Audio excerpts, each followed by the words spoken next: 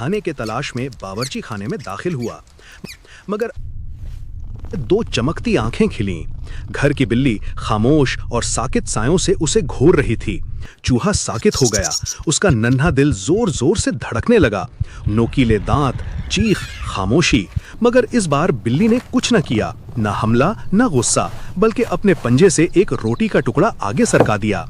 चूहे ने ऊपर देखा, हैरत से। तुम मेरी मदद क्यों कर रही हो? बिल्ली ने आहिस्ता से आंखें बंद की और सरगोशी की, क्योंकि मुझे भी पता है भूखा होना कैसा लगता है। अखलाकी सबक, इख्तितामिया, कभी कभी मेहरबानी वहीं से मिलती है जहां उम्मीद ना हो।